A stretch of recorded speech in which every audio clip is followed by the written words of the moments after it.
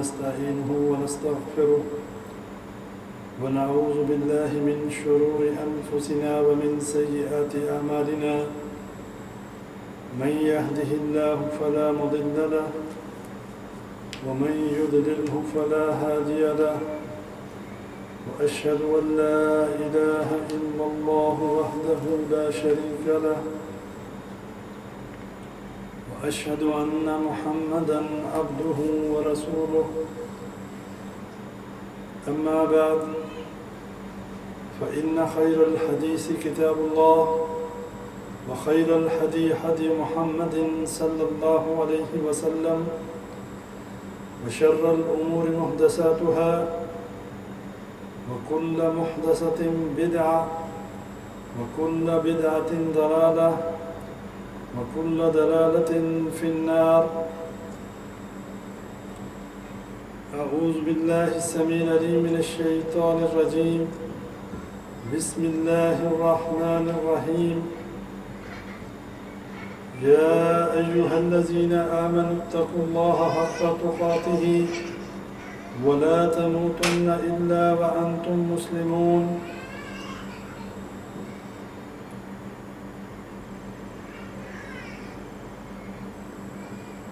اللہ تبارک و تعالی قرآن مجید میں فرماتا ہے، اے ایمان والو، اللہ سے ڈرو کہ جیسا اللہ سے ڈرنے کا حق ہے، اور تمہیں موت نہ آئے مگر اس حال میں کہ تم مسلمان ہو۔ اس کے ساتھ ساتھ اللہ تبارک و تعالیٰ نے انسانیت کی رشد و ہدایت کے لیے انبیاء کرام کو مبعوث فرمایا،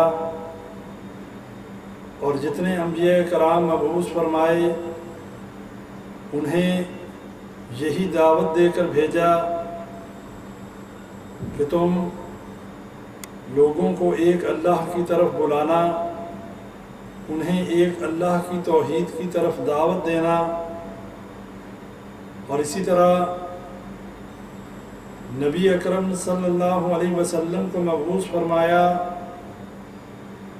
یہ دعوت دے کر قول لا الہ الا اللہ تفلحوا تملک العرب والعجم، کہ اے لوگو لا الہ الا اللہ کا اقرار کر لو، تم فلاح پا جاؤ گے اور عرب و عجم کے مالک بنا دیے جاؤ گے۔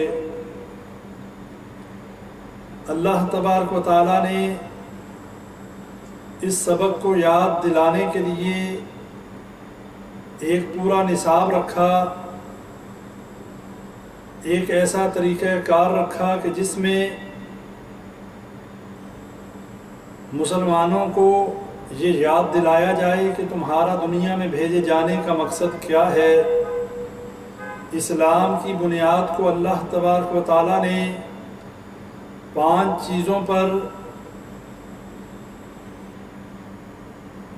اسلام کی بنیاد کی تکمیل فرمائی، جیسا کہ ابن عمر رضی اللہ تعالیٰ عنہ فرماتے ہیں، نبی صلی اللہ علیہ وسلم نے فرمایا، قال رسول اللہ صلی اللہ علیہ وسلم بنی الاسلام علی 5 شہادت ان لا الہ الا اللہ وان محمد رسول اللہ واقام الصلاۃ وایتاء الزکاۃ والحج والصوم رمضان، رواہ بخاری۔ حضرت عبداللہ بن عمر رضی اللہ تعالیٰ عنہ فرماتے ہیں، روایت کرنے والے ہیں، نبی صلی اللہ علیہ وسلم نے فرمایا اسلام کی بنیاد 5 چیزوں پر ہے۔ سب سے پہلے کلمہ شہادت، یعنی کہ اللہ تبارک و تعالیٰ کی وحدانیت کا اقرار کرنا، اللہ کو اپنا مالک و خالق ماننا، اور اس کے بعد وَأَنَّ مُحَمَّدَ رَسُولُ اللَّهِ صلی اللہ علیہ وسلم،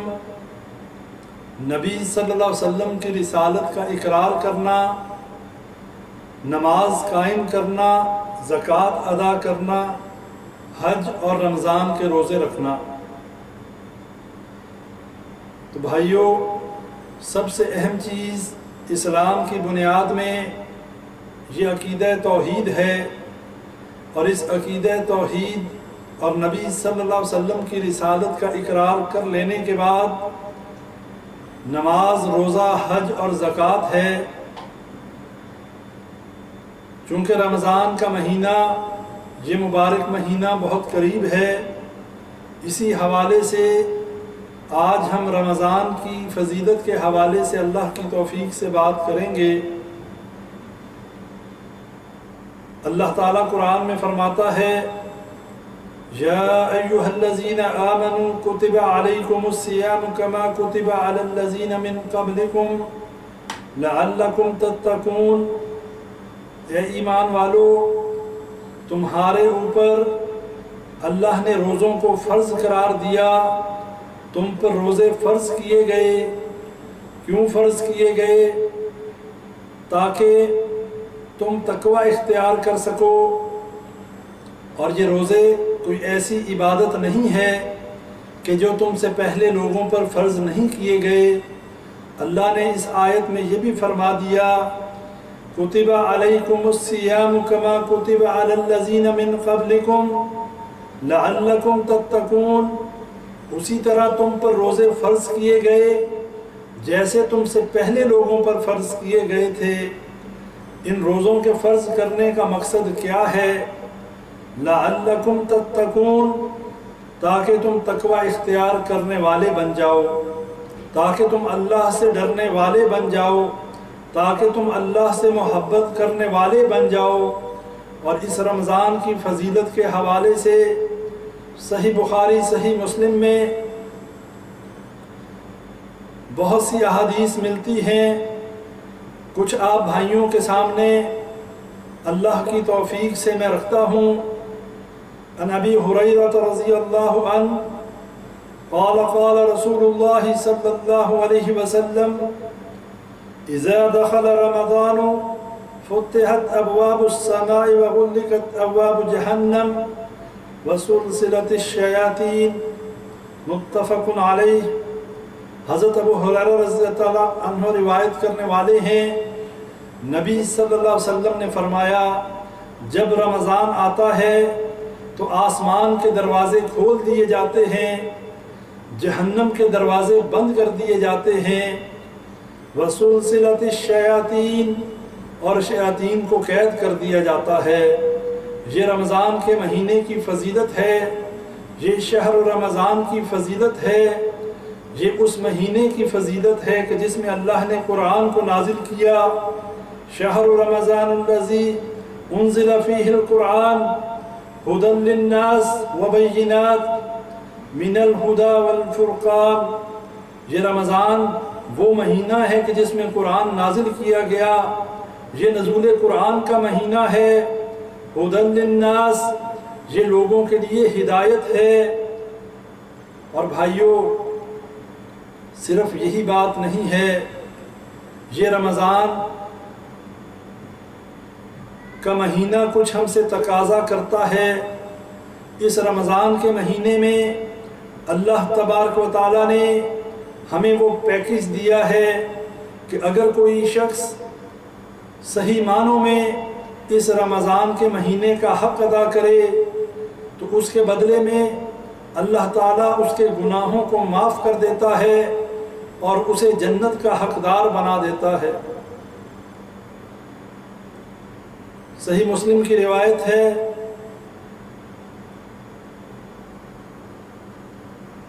حضرت عطا رحمہ اللہ کہتے ہیں، میں نے حضرت عبداللہ بن عباس رضی اللہ تعالی عنہ سے سنا کہ رسول اللہ صلی اللہ علیہ وسلم نے انصار کی ایک عورت ام سنان سے فرمایا کہ تم ہمارے ساتھ حج پر کیوں نہیں چلتی؟ عورت نے عرض کی کہ ہمارے پاس صرف 2 اونٹ تھے، ایک پر میرا شوہر اور بیٹا دونوں حج کے لیے گئے ہیں، اب ایک اونٹ گھر میں ہے جس پر ہم پانی لاتے ہیں۔ رسول اللہ صلی اللہ علیہ وسلم نے فرمایا، اچھا جب رمضان آئے تو عمرہ کر لینا، اس کا ثواب بھی حج کے برابر ہے۔ بھائیوں کتنی بڑی فضیلت ہے، رمضان میں کیا گیا عمرہ جو ہے اس کا ثواب حج کے برابر ہے۔ اور اسی طرح پہلے میں نے آپ کے سامنے یہ حدیث رکھی ہے، اذا دخل رمضان فتحت ابواب السماء وغلقت ابواب جہنم وسلسلت الشیاطین، کہ جب رمضان کا مہینہ آ جاتا ہے تو جنت کے دروازے کھول دیے جاتے ہیں، جہنم کے دروازے بند کر دیے جاتے ہیں، اور شیاطین کو پابند سلاسل کر دیا جاتا ہے، انہیں جکڑ دیا جاتا ہے، مسلمانوں کے لیے نیکیاں کرنا آسان ہو جاتا ہے۔ اب اگر اس رحمت والے مہینے میں، اس فضیلت والے مہینے میں کوئی شخص روزے رکھ کر اللہ کی عبادت کر کے راتوں کو قیام کر کے اپنے رب کو راضی نہ کر لے، ایسے شخص کے اوپر نبی صلی اللہ علیہ وسلم نے لعنت فرمائی ہے۔ مشہور حدیث آپ بھائیوں نے بارہا سنی ہے، نبی صلی اللہ علیہ وسلم منبر پر چڑھ رہے تھے، پہلی سیڑھی پر قدم رکھا، آمین کہا، دوسری سیڑھی پر قدم رکھا تو پھر آمین کہا، اور جب تیسری سیڑھی پر قدم رکھا تو پھر آمین کہا۔ صحابہ نے عرض کی، اے اللہ کے نبی صلی اللہ علیہ وسلم، یہ آج آپ نے ایک نیا کام کیا، کیا وجہ ہے کہ آپ جب منبر کی سیڑھیاں چڑھ رہے تھے آپ آمین کہتے رہے؟ نبی صلی اللہ علیہ وسلم نے فرمایا، جبریل علیہ السلام میرے پاس آئے، انہوں نے ایسے شخص کے بارے میں بد دعا کی کہ جو شخص رمضان کا مہینہ پائے، اس میں اللہ کی عبادت کر کے اس میں اللہ کو راضی نہ کر لے، رمضان کے روزے رکھ کر راتوں کو قیام کر کے اللہ کو راضی نہ کر لے اور جنت کا حقدار نہ بن جائے، اللہ ایسے شخص پر لعنت فرماتا ہے، اور میں نے اس پر آمین کہی ہے۔ اور پھر فرمایا، ایسے شخص کے اوپر بھی لعنت کی گئی کہ جس کے سامنے میرا نام لیا جائے اور وہ مجھ پر درود نہ بھیجے، وہ مجھ پر جو ہے سلام نہ بھیجے، ایسے شخص کے اوپر بھی اللہ کی لعنت ہے۔ اور فرمایا، تیسرا وہ شخص ہے جس کے ماں باپ بوڑھے ہوں، دونوں میں سے ایک یا دونوں موجود ہوں، اور وہ ان کی خدمت کر کے اللہ کی جنت کا وارث نہ بن جائے، وہ ان کی خدمت کر کے اللہ کی رضا کو حاصل نہ کر لے، ایسے شخص پر بھی لعنت کی گئی۔ اور بھائیوں، یہ وہ مہینہ ہے جس میں ایک ایسی رات ہے جس رات کے بارے میں یہ کہا گیا کہ وہ 1000 مہینوں سے بہتر ہے، اور اللہ قرآن میں فرماتا ہے، اِنَّا أَنزَلْنَاهُ فِي لَيْلَةِ الْقَدْرِ، ہم نے اس قرآن کو لیلۃ القدر میں نازل کیا، وَمَا أَدْرَاكَ مَا لَيْلَةُ الْقَدْرِ، اور تمہیں کیا معلوم یہ لیلۃ القدر کیا ہے؟ لیلۃ القدر خیر من الف شہر، یہ لیلۃ القدر 1000 مہینوں سے بہتر ہے۔ بھائیوں، اس رات کی بڑی فضیلت ہے۔ رمضان کے آخری عشرے کی طاق راتوں میں نبی صلی اللہ علیہ وسلم نے فرمایا، اس رات کو تلاش کرو۔ روزے کا مقصد ہے کیا؟ ان سارے پیکجز کا کیا مقصد ہے؟ اللہ تعالیٰ یہ فضیلتیں کن لوگوں کے لیے بیان کر رہا ہے؟ عبداللہ بن عمر رضی اللہ تعالیٰ عنہ روایت کرنے والے ہیں، فرماتے ہیں، ان رسول اللہ صلی اللہ علیہ وسلم قال، الصيام والقرآن يشفعان للعبد يوم القيامة يقول الصيام أي ربي منعته الطعام والشهوة فشفعني، ويقول القرآن منعته النوم بالليل فشفعني فيه، قالوا فيشفعان۔ حضرت عبداللہ بن عمر رضی اللہ تعالیٰ عنہ روایت کرنے والے ہیں کہ نبی صلی اللہ علیہ وسلم نے فرمایا کہ روزہ اور قرآن قیامت کے دن بندے کے لیے سفارش کریں گے۔ روزہ کہے گا، اے میرے رب میں نے اس بندے کو کھانے پینے اور اپنی خواہشات پوری کرنے سے روکے رکھا، لہٰذا اس کے بارے میں میری سفارش قبول فرما۔ قرآن کہے گا اے میرے رب میں نے اس بندے کو رات قیام کرنے کے لیے جگائے رکھا، سونے سے روکے رکھا، لہٰذا اس کے بارے میں میری سفارش قبول فرما۔ چنانچہ دونوں کی سفارش قبول کی جائے گی۔ اور یہ بات کتنی ہی فضیلت والی ہے۔ مسند احمد کی یہ روایت ہے کہ قرآن اور روزہ جو ہے قیامت کے دن قیام کرنے والے کے لیے اور روزہ رکھنے والے کے لیے جو ہے سفارش کریں گے۔ اور اسی طرح متفق علیہ حدیث ہے من صام رمضان ایمانا و احتسابا غفر له ما تقدم من ذنبه، جس نے رمضان کا روزہ ایمان اور ثواب کی نیت سے رکھا اللہ تعالیٰ اس کے پہلے تمام گناہ معاف فرما دیتا ہے۔ اور ایک اور روایت میں من قام رمضان ایمانا و احتسابا غفر له ما تقدم من ذنبه، کہ جو ایمان کی حالت میں اور ثواب کی نیت سے رمضان میں قیام کرتا ہے اللہ تعالیٰ اس کے پہلے تمام گناہوں کو معاف فرما دیتا ہے۔ بھائیو یہ فضیلتیں کن کے لیے ہیں؟ یہ فضیلتیں ان لوگوں کے لیے ہیں جنہوں نے روزے کے مقصد کو سمجھ لیا، جنہوں نے اللہ کے ان احکامات کو سینے سے لگا لیا، جنہوں نے اپنے عقیدوں کی اصلاح کر لی، جن کے لیے اللہ اور اس کے رسول صلی اللہ علیہ وسلم دنیا کی ہر چیز سے زیادہ محبوب ہو گئے، سب سے زیادہ محبت کے حقدار اللہ اور اس کا رسول جن کے لیے ہو جائے، اور جو اللہ ہی کے لیے محبت کرنے والے ہوں، اگر کسی کے ساتھ بغض رکھتے ہوں تو بھی اللہ ہی کے لیے، اور ان کے دلوں کے اندر ایمان راسخ ہو چکا ہو، وہ اللہ کے ساتھ شرک نہ کرنے والے ہوں، ان کے شب و روز اللہ کی اطاعت و فرما برداری میں گزرتے ہوں، ایسے لوگوں کے لیے یہ خوشخبریاں ہیں۔ اور اللہ تعالیٰ نے رمضان کے مہینے میں وہ تمام حلال چیزیں مقررہ وقت کے لیے اپنے بندوں کے اوپر حرام کر دیں، یہ بتانے کے لیے، اس بات کی ٹریننگ دینے کے لیے اگر تو اللہ سے محبت کرتے ہو، اگر تو اللہ سے محبت کا دم بھرتے ہو، اگر اپنے آپ کو مسلمان اور موحد کہتے ہو، پھر تو اللہ کے حکموں کے مطابق اپنے آپ کو روکے رکھو گے، سحر سے لے کر افطار تک، غروب آفتاب تک تم ان تمام حلال چیزوں کے قریب بھی نہیں جاؤ گے جو عام دنوں میں جس کی اجازت ہوتی ہے۔ تو بھائیو جب ایک شخص حلال چیزیں بھی استعمال نہیں کر سکتا روزے کے دوران، اسے بھوکا بھی رہنا ہے، اسے پیاسا بھی رہنا ہے، اسے اپنی بیوی کے قریب بھی نہیں جانا، یہ تمام اعمال جو ہیں عام دنوں میں ان چیزوں کی اجازت ہے، لیکن ان چیزوں کا حرام کر دینا مقررہ وقت کے لیے، اس کے پیچھے کیا فلسفہ ہے؟ اللہ ہمیں کیا سکھانا چاہتا ہے؟ اللہ یہ چاہتا ہے میرے بندے مجھ ہی سے ڈریں، میرا تقوی اختیار کریں، اور ان کو یہ ٹریننگ دے دی جائے کہ جب وہ حلال چیزیں بھی اپنے رب کی محبت میں، اپنے رب العالمین کی محبت میں چھوڑ سکتے ہیں، تو پھر ان چیزوں سے تو بدرجہ بہتر، ان چیزوں سے تو وہ ہر لحاظ سے بچیں گے کہ جو منکرات ہیں، جو ایمان کو خراب کرنے والی ہیں، جو انسان کو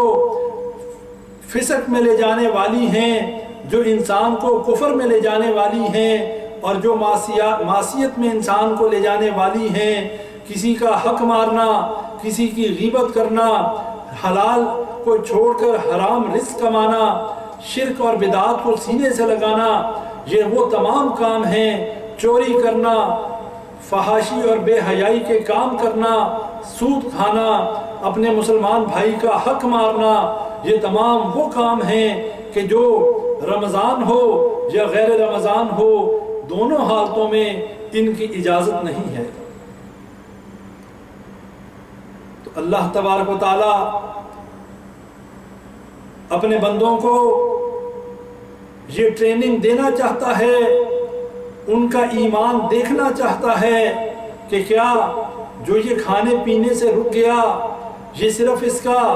کھانے پینے سے رکنے کا ہی روزہ ہے، یا واقعی اس کے دل کے اندر بھی اس کا کوئی اثر پیدا ہوا، اس کا دل جو ہے وہ متقی ہوا، اس نے تقوی اختیار کیا، اس نے روزہ رکھنے کے فلسفہ جو ہے وہ یہ سمجھ گیا، اسے یہ بات سمجھ آ گئی کہ روزے کا مقصد کیا ہے، کیا اللہ ہمیں بھوکا اور پیاسا رکھنا چاہتا ہے، کیا اللہ ہمیں صرف کھانے اور پینے سے روکنا چاہتا ہے؟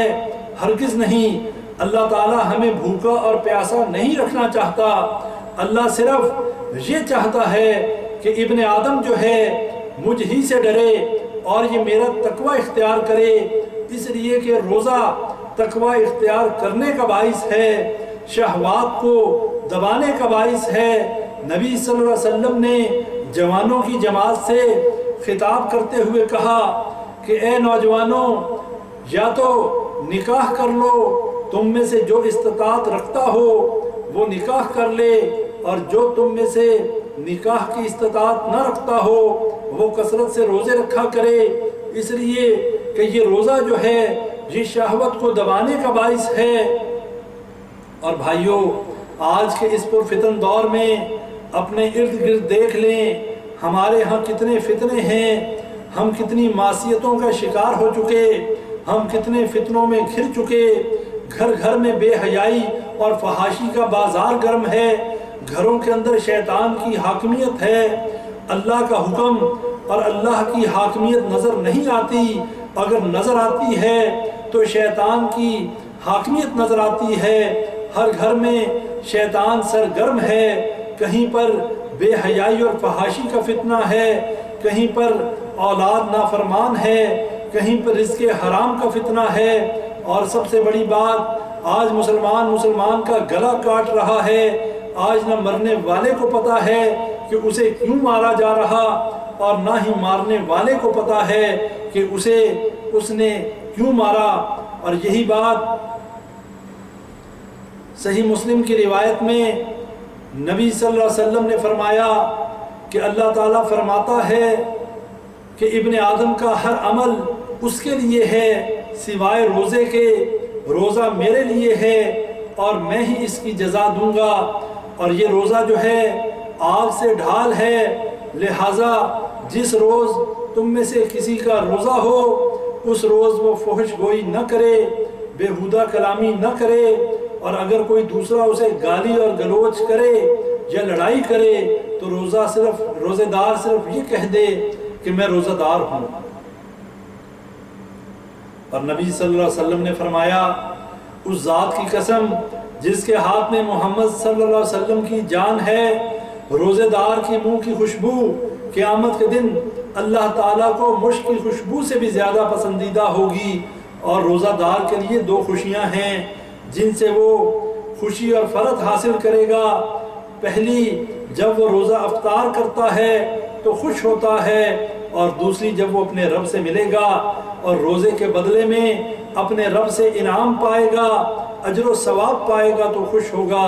صحیح مسلم کی یہ روایت ہے۔ بھائیو، اس حدیث کے اندر ہمارے لیے کتنی خوشخبریاں ہیں،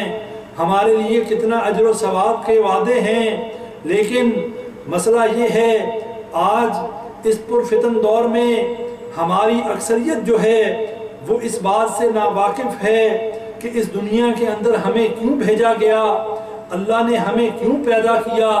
ہماری پیدائش کا مقصد کیا تھا، اللہ ہم سے کیا تقاضا کرتا ہے، کیا اللہ ہم سے مال کا تقاضا کرتا ہے، کیا اللہ ہماری شکلوں کو دیکھتا ہے؟ نہیں بھائیو، اللہ نہ تو ہماری شکلیں دیکھتا ہے، نہ ہی اللہ ہمارے مال کو دیکھتا ہے، بلکہ اللہ تو ہمارے اعمال کو دیکھتا ہے، اللہ ہمارے دل کے تقوی کو دیکھتا ہے۔ اللہ کے لیے نہ ہماری شکلوں کی کوئی قدر و قیمت ہے اور نہ ہی ہمارے مال کی اللہ کے نزدیک کوئی قدر و قیمت ہے، اور اللہ کے نزدیک سب سے زیادہ اللہ کے قریب وہ ہے جو تقوی میں سب سے زیادہ ہے۔ اور یہ بات واضح ہو جائے کہ اللہ تعالیٰ کے پاس ان اکرمکم عند اللہ اتقاکم، اللہ کے نزدیک سب سے زیادہ وہ ہے جو تم میں تقوی میں سب سے زیادہ ہے۔ اور یہی بات اللہ نے سورہ بقرہ میں روزے کے مقصد کو بیان کرتے ہوئے بیان کی کہ یا ایھا الذین آمنوا کتب علیکم الصیام کما کتب علی الذین من قبلکم لعلکم تتقون، کہ اے ایمان والو تم پر روزے فرض کیے گئے جیسا کہ تم سے پہلے لوگوں پر فرض کیے گئے تھے۔ مقصد کیا ہے؟ لعلکم تتقون، تاکہ تم متقی بن جاؤ۔ اور متقی بننے کے بعد جب کوئی شخص متقی بن جاتا ہے، جب کوئی شخص تقوی اختیار کر لیتا ہے، پھر اس کی زندگی بدل جاتی ہے، اس کے شب و روز بدل جاتے ہیں۔ پھر وہ ہر کام کرنے سے پہلے یہ دیکھتا ہے کہ یہ کام کرنا میرے رب کی ناراضگی کا باعث بنے گی یا یہ کام جو ہے میرے رب کی رضا کا باعث بنے گا۔ ہر شخص کوئی بھی کام کرنے سے پہلے جو مومن اور موحد ہوتا ہے وہ اپنے رب کی رضا اور اس کی ناراضگی کو دیکھتا ہے۔ وہ یہ دیکھتا ہے کہ یہ کام نبی صلی اللہ علیہ وسلم کی سنت کے مطابق ہے یا یہ بدعت کے زمرے میں آتا ہے۔ میں یہ جو کام کرنے جا رہا ہوں اس سے میرا رب راضی ہوگا یا میرا رب ناراض ہوگا۔ اس شخص کے دل میں تقوی ہے۔ اور کیا ایسے لوگوں کو نہیں دیکھا؟ اللہ قرآن میں کہتا ہے، ایک دوسری قسم بھی لوگوں کی بیان ہوئی، اَرَأَيْتَ مَنِ اتَّخَذَ إِلَٰهَهُ هَوَىٰ، کیا تو نے ایسے شخص کو نہیں دیکھا جس نے اپنی خواہشات کو اپنا رب بنا لیا؟ یہ کون ہے؟ اللہ کس کے بارے میں ذکر کرتا ہے؟ یہ وہ شخص ہے جس کو نہ رب کے راضی ہونے کی کوئی پرواہ ہے، جس کو نہ رب کے ناراض ہونے کی کوئی پرواہ ہے، بلکہ اس نے اپنے نفس کو، اپنی خواہشات کو اپنا رب بنا لیا۔ جو اس کا دل کہتا ہے وہ کرتا ہے، حلال و حرام کی تمیز کیے بغیر کسی کا حق مارتا ہے تو مار دیتا ہے، کسی کی چوری کرتا ہے تو کر دیتا ہے، حلال حرام کی تمیز کیے بغیر اور یہ دیکھے بغیر کہ میرا رب ان کاموں سے راضی ہوتا ہے کہ ناراض ہوتا ہے۔ نہ اسے زندگی میں دنیا میں آنے کے مقصد کا پتہ ہے، بس ایک ہی اس کو لگن ہے زیادہ سے زیادہ مال اکٹھا کر لوں، اور شیطان کو اپنا دوست بنائے ہوئے ہے، نفس کا پجاری ہے، اپنے نفس میں، اپنے دل میں جس چیز کو صحیح سمجھتا ہے کرتا ہے، چاہے وہ اسلام کے منافی کیوں نہ ہو۔ اور ایسے لوگ بہت زیادہ کثرت میں پائے جاتے ہیں آج کے دور میں، جو اللہ کو چھوڑ کر، نبی صلی اللہ علیہ وسلم کے فرامین کو چھوڑ کر یہود و نصارہ کو اپنا دوست بنائے ہوئے ہیں۔ یہودیوں اور عیسائیوں کی خوشنودی حاصل کرنے کے لیے ان کے آگے پلکیں بچھائے ہوئے ہیں، ان کے آگے دم ہلاتے نظر آئیں گے۔ اور یہ لوگ اللہ کی لعنتوں کے مستحق ہیں، جو اللہ کو چھوڑ کر، جو نبی صلی اللہ علیہ وسلم کو چھوڑ کر، جو مومنین کو چھوڑ کر یہودیوں اور عیسائیوں کو اپنا دوست بناتے ہیں، جو ان کے ساتھ دوستیاں لگاتے ہیں اور عزت یہودیوں اور عیسائیوں کے پاس تلاش کرتے ہیں۔ یہ اللہ کی طرف سے مغضوب قوم ہے، اللہ کی لعنتوں کی مستحق قوم ہے۔ یہودی اور عیسائی اللہ کی لعنتوں کے مستحق اور یہ ملعون ہیں۔ اور جو ان کو اپنا دوست بناتا ہے، جو ان کے ساتھ دوستیاں بڑھاتا ہے، جو مسلمانوں کو چھوڑ کر ان کے ساتھ ہر قسم کے تعلق بناتا ہے، ان کے ساتھ اپنا اٹھنا بیٹھنا رکھتا ہے، ان جیسی معیشت اور معاشرت اختیار کرتا ہے، وہ اللہ کی لعنتوں کا مستحق ہے۔ نبی صلی اللہ علیہ وسلم نے فرمایا، خالف الیہود والنصارى خالف المجوس، یہودیوں اور عیسائیوں کی مخالفت کرو، مجوسیوں کی مخالفت کرو۔ اور بھائیو، آج ہماری بدبختی کا اندازہ اس بات سے لگا لیں، ہر طرف اگر گردن کٹ رہی ہے تو مسلمان کی کٹ رہی ہے، ہر طرف اگر عزت لٹ رہی ہے تو مسلمان عورت کی لٹ رہی ہے، ہر طرف اگر بچے ذبح ہو رہے ہیں تو مسلمانوں کے بچے ذبح ہو رہے ہیں، اور آج کا مسلمان بے غیرت ہو چکا ہے، اس کی غیرت سو چکی ہے، یہ پھر بھی یہودیوں اور عیسائیوں کو اپنا مائی باپ بنائے ہوئے ہے، اور علماء سو کے اندر ایسے لوگوں کی کثرت ہے جو ان کے آگے دم ہلاتے ہیں، ان کی پوجا کرتے ہیں، ان کو اپنا رب بنائے ہوئے ہیں، اور ان کی خوشنودی حاصل کرنے کے لیے مسلمانوں کی گردنیں کٹوانے کے لیے تیار ہیں۔ اگر ایک یہودی اور عیسائی کا کتا بھی کہیں مر جاتا ہے، پوری دنیا کے اندر بھونچال آ جاتا ہے، اور آج ہر طرف مسلمانوں کی لاشیں بکھری پڑی ہیں، ہزاروں کی تعداد میں مسلمان گردنیں کٹائے ہوئے ہیں۔ برما کے مسلمانوں کی حالت آپ کے سامنے ہے، افغانستان کے اندر جو حالات ہیں وہ آپ کے سامنے ہیں، سیریا کے اندر جو مسلمانوں کے ساتھ ہو رہا ہے وہ آپ کے سامنے ہے، فلسطین اور عراق کے اندر مسلمانوں کی گردنیں کٹ رہی ہیں اور آپ دیکھ رہے ہیں، اور اسی طرح پاکستان کے اندر یہ یہودی، یہ عیسائی، ہمارے پاکستان کے اندر بھی انہوں نے قتل و غارت گری کا بازار گرم کیا ہوا ہے، معصوم بچوں کی جانیں لے رہے ہیں۔ نہ تو اب ہیومن رائٹس والے بولتے ہیں، نہ ایمنسٹی انٹرنیشنل کو نظر آتا ہے، یہ سب ملعون ہیں، یہ لعنتی ہیں، یہ خنزیر ہیں، ان کا ساتھ دینا، ان کے ساتھ دوستیاں رکھنا، ان کے ساتھ کسی قسم کا تعاون کرنا اللہ کی لعنتوں کے مستحق بننے کے مترادف ہے۔ اور جو اللہ اور اس کے رسول کو چھوڑ کر، مومنوں کو چھوڑ کر، ان ملعونوں کو، ان لعنتیوں کو اپنا دوست بناتا ہے، وہ انہی میں سے ہے۔ قیامت کے دن وہ انہی کے ساتھ اٹھایا جائے گا۔ کہنے والا کون ہے؟ نبی صلی اللہ علیہ وسلم نے فرمایا، من تشبہ بقوم فہو منہم، جو جس قوم کی مشابہت اختیار کرتا ہے وہ اسی میں سے اٹھایا جائے گا۔ بھائیو، مسلمان باغیرت ہوتا ہے، مومن جو ہے وہ غیرت مند ہوتا ہے، اس کے اندر مسلمانوں کے لیے درد ہوتا ہے۔ اگر یہ مسلمان اور مومن جو ہے ایک جسم کی مانند ہے، نبی صلی اللہ علیہ وسلم نے فرمایا اگر جسم کے ایک حصے میں تکلیف ہوتی ہے تو سارا جسم اس درد کو محسوس کرتا ہے،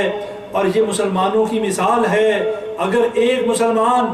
دنیا کے کسی خطے میں تکلیف میں ہے، ہم تمام مسلمانوں کو اس کی تکلیف ہونی چاہیے۔ اگر ہمیں یہ تکلیف نہیں ہوتی، اگر ہمیں درد محسوس نہیں ہوتا، ہمیں اپنے ایمان کی تجدید کرنی چاہیے، ہمیں دیکھنا چاہیے ہم مسلمان ہیں بھی کہ نہیں۔ یہ کیسا مسلمان ہے جس کا بھائی، جس کی بہن لٹ رہی ہے، کٹ رہی ہے، لیکن ہمارے دلوں میں ذرا بھی غیرت اور ذرا بھی خیال اور ذرا بھی گمان پیدا نہیں ہوتا، ہمارے دل میں ذرا سا بھی درد نہیں اٹھتا کہ یہ ہمارے مسلمان بھائیوں کے ساتھ کیا ہو رہا ہے۔ اور من حیث القوم امت مسلمہ ویسے ہی اس وقت گراوٹ کا شکار ہے۔ کیوں؟ اس لیے کہ ہمارا رب ہم سے ناراض ہے، اللہ کو ہم نے ناراض کر دیا، کہیں پر ہم نے شرک کو عام کر دیا، کہیں پر ہم نے بدعات کو سینے سے لگا لیا۔ بھائیو، یہ مبارک مہینہ آنے والا ہے، لیکن میرا کوئی بھائی اس خوش فہمی میں نہ رہے۔ اس لیے ان برکتوں کو حاصل وہ کر سکے گا جس کے دل کے اندر عقیدہ توحید بڑا پختہ ہے، جو اللہ کے علاوہ دوسروں کو نہیں پکارتا، جو شرک نہیں کرتا، اور جو بدعات کو سینے سے نہیں لگاتا، جو یہودیوں اور عیسائیوں کو اپنا مائی باپ نہیں سمجھتا۔ اللہ ایسے لوگوں کی عبادت قبول کرتا ہے، اللہ ایسے لوگوں کے روزے بھی قبول کرتا ہے، اور ایسے لوگوں کی نمازیں بھی قبول کرتا ہے۔ اور جو شرک کرتے رہے، شرک کی طرف دعوت دیتے رہے، لوگوں کو بدعات پر لگاتے رہے، بدعتی کا نہ تو کوئی عمل قبول ہوتا ہے، نہ اس کی نماز قبول ہوتی ہے، اور نہ ہی اس کا اللہ روزہ قبول کرتا ہے۔ یہ بات ہمارے ذہنوں میں رہنی چاہیے۔ اللہ تعالیٰ نہ تو ایسے شخص کی نماز قبول کرتا ہے کہ جو ریاکاری کے لیے نماز پڑھے، جو لوگوں کو دکھانے کے لیے صدقہ کرے۔ مسند احمد کی حدیث ہے، نبی صلی اللہ علیہ وسلم نے فرمایا من صلی یرائی فقد اشرکا ومن تصدق یرائی فقد اشرکا ومن صام یرائی فقد اشرکا، جس نے دکھاوے کی نماز پڑھی اس نے شرک کیا، اور جس نے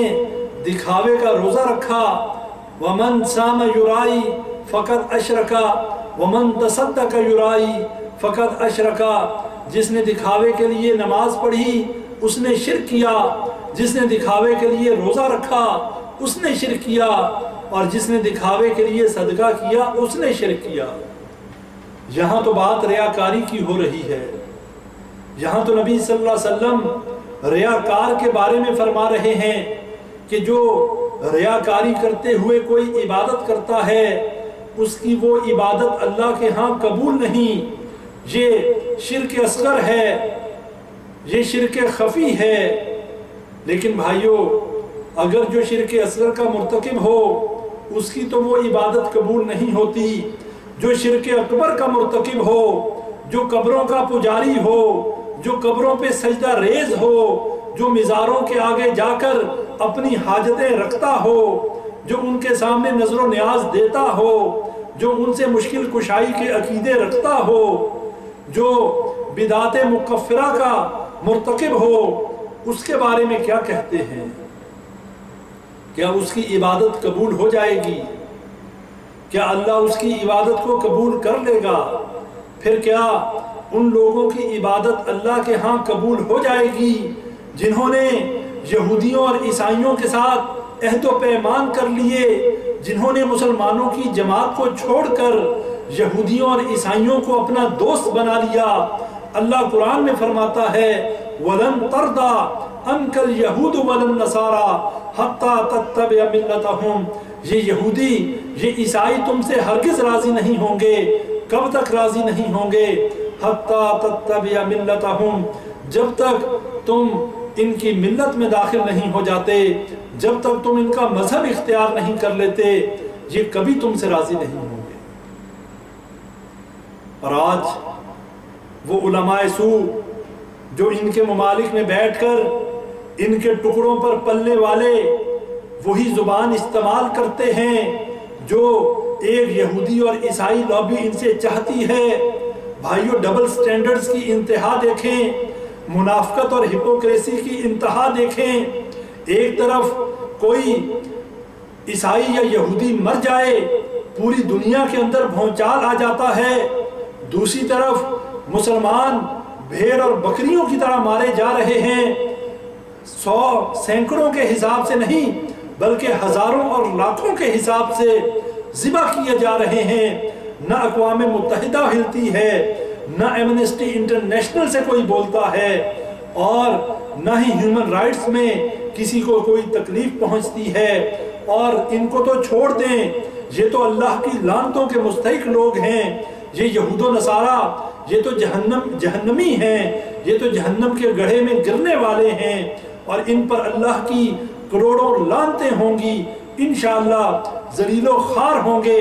لیکن ان مسلمانوں کو کیا ہو گیا؟ اس مسلمانوں کے ملکوں میں اس میڈیا کو کیا ہو گیا کہ جہاں پر کوئی ایک خبر بھی ان مسلمانوں، ان نہتے مسلمانوں کو ان کے قتل عام پر کوئی ایک خبر دینے کو تیار نہیں۔ ہمارے ایمان کا جنازہ ہی نکل چکا، ہماری غیرت کا جنازہ نکل چکا۔ یہ بکاؤ میڈیا، یہ وہ تمام میڈیا کہ جو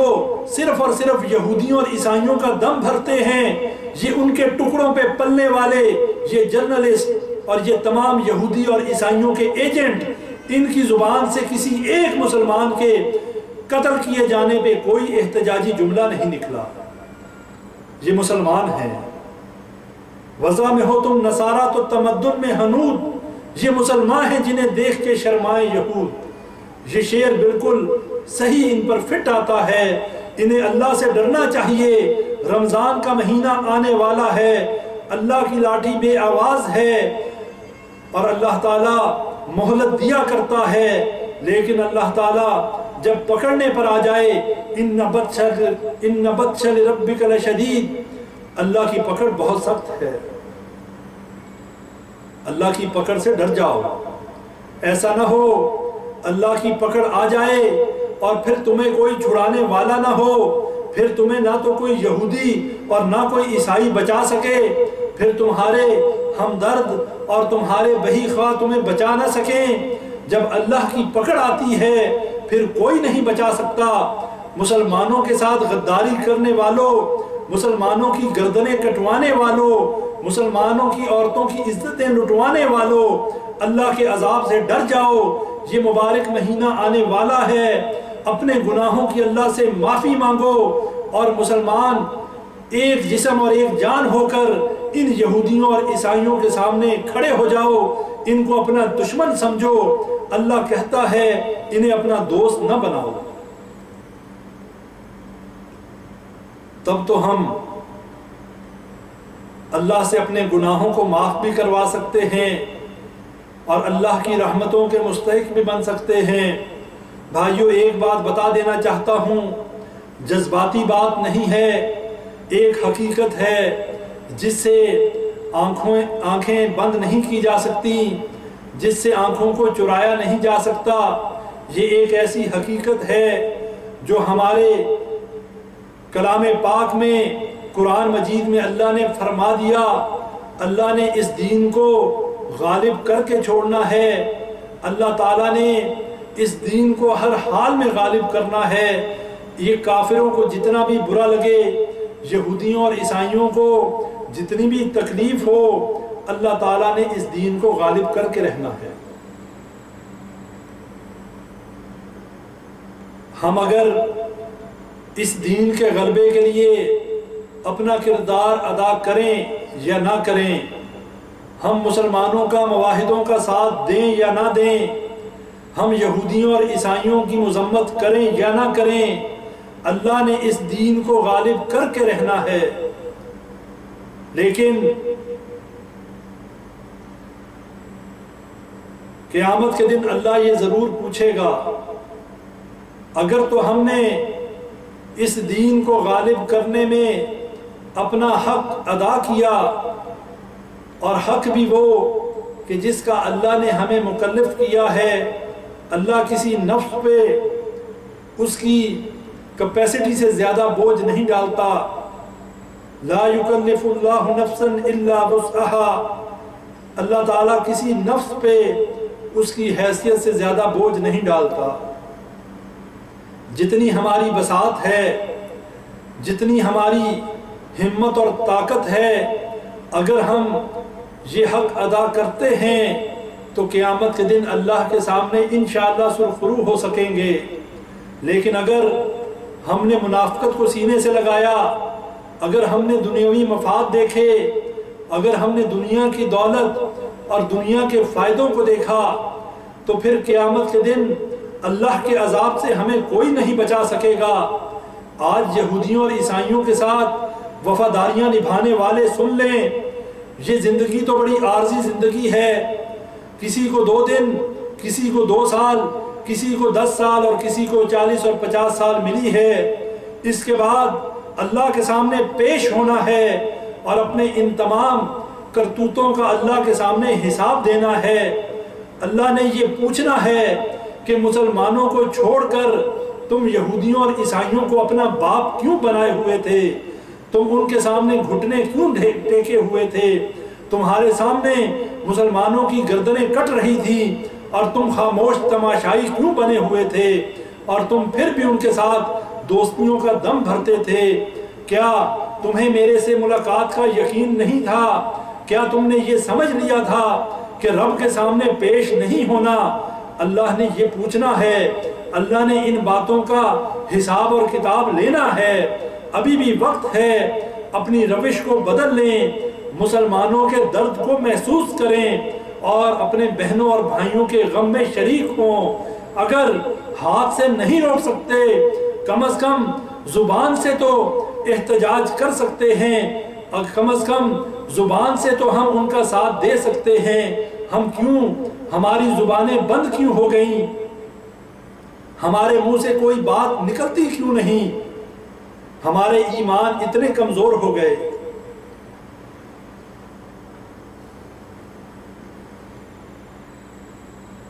بھائیو، اس مبارک مہینے کی تیاری کر لیجئے، بہت کم دن رہ گئے ہیں۔ اللہ سے دعا بھی کریں، اللہ تعالی ہمیں یہ مبارک مہینہ نصیب کرے۔ نبی صلی اللہ علیہ وسلم نے فرمایا، حضرت سہل بن سعد رضی اللہ تعالیٰ عنہ روایت کرنے والے ہیں، ان فی الجنت بابا یقال له الریان يدخل منه الصائمون یوم القیامہ لا يدخل منه احد غیرهم۔ سہل بن سعد رضی اللہ تعالیٰ عنہ روایت کرنے والے ہیں، نبی صلی اللہ علیہ وسلم نے فرمایا، جنت کا ایک دروازہ ریان ہے جس سے قیامت کے دن روزہ دار گزریں گے، ان کے علاوہ اس دروازے سے کوئی دوسرا نہیں گزرے گا۔ اور پھر اسی طرح رمضان کا پورا مہینہ ہر رات اللہ تعالیٰ لوگوں کو جہنم سے نجات دلاتے ہیں۔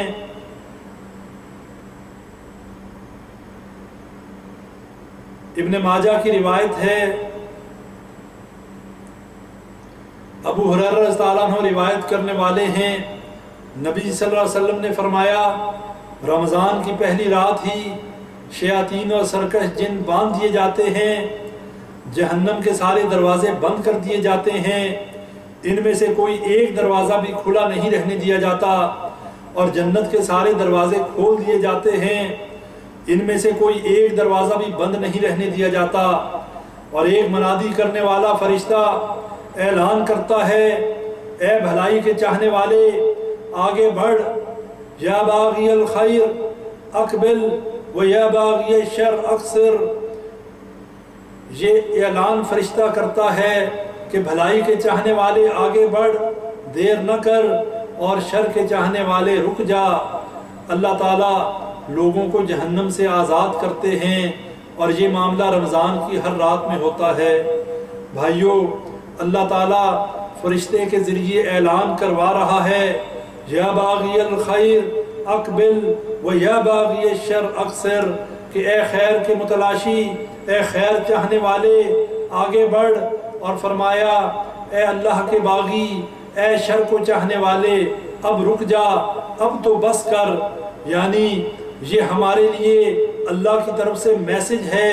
اللہ کی طرف سے یہ پیغام ہے کہ جو برائیوں اور سرکشیوں میں ڈٹے ہوئے ہیں، اس مبارک مہینے میں کم از کم اس سے باز آ جائیں، اللہ سے اپنے گناہوں کی معافی مانگیں، اور جو گناہ ان سے سرزد ہو چکے اللہ تعالیٰ معاف کرنے والا ہے، سچے دل سے توبہ کریں، آئندہ ان گناہوں میں اپنے آپ کو ملوث نہ کریں، اللہ تعالیٰ ضرور ان کے گناہوں کو معاف کرے گا۔ اور اسی طرح ہم زیادہ سے زیادہ اس مہینے میں اللہ کی رضا کو حاصل کرنے کی کوشش کریں، تمام منکرات سے اپنے آپ کو بچائیں، اہل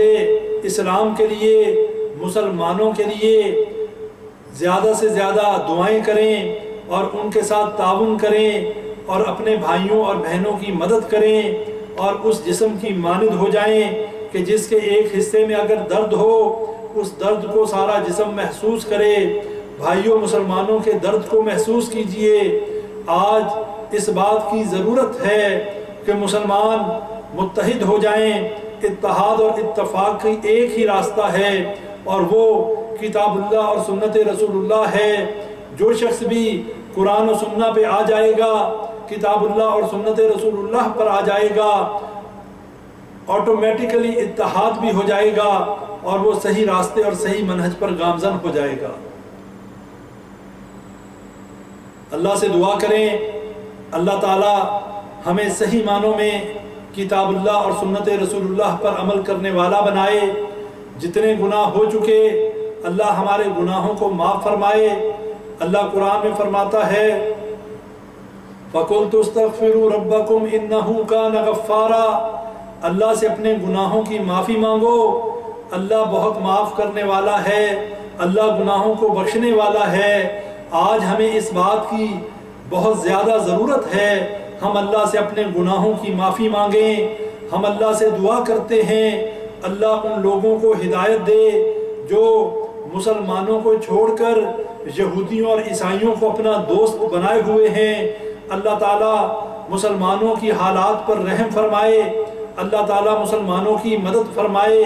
اللہ تعالیٰ ان یہودیوں اور عیسائیوں کو تباہ و برباد فرمائے۔ اللہ تعالیٰ جتنے مسلمانوں کے اوپر مظالم یہ یہودی اور عیسائی ڈھا رہے ہیں، اللہ تعالیٰ ان کی مدد فرمائے، اللہ تعالیٰ برما کے مسلمانوں کی مدد فرمائے، اللہ تعالیٰ پورے دنیا کے اندر جتنے مسلمان، وہ سیریا میں، وہ عراق میں، افغانستان میں، جہاں جہاں مسلمان ہیں، اللہ تعالیٰ سب کو غلبہ عطا فرمائے، سب کی مدد فرمائے، ان یہودیوں اور عیسائیوں کو تباہ و برباد فرمائے۔ اور اللہ جیسے انہوں نے ہماری بہنوں ہمارے بھائیوں کے گلے کاٹے ہیں، اے اللہ تو ان کے گلے کاٹ، جیسے انہوں نے ہمارے مسلمانوں کے ساتھ زیادتیاں کی ہیں، جیسے ان کے حق مارے ہیں، جیسے انہیں گھروں سے بے گھر کیا ہے، اے اللہ تو اپنے غیب کی طرف سے ان پر ایسے عذاب مسلط کر، ایسے طوفانوں میں ان کو گھیر لے، ان کا جو ہے ان کے ساتھ وہی معاملہ کر جو انہوں نے مسلمانوں کے ساتھ کیا۔ ربنا تقبل منا انک انت السمیع العلیم وتب علینا انک انت التواب الرحیم۔ سبحان ربک رب العزت عما یصفون وسلام علی المرسلین والحمد للہ رب العالمین۔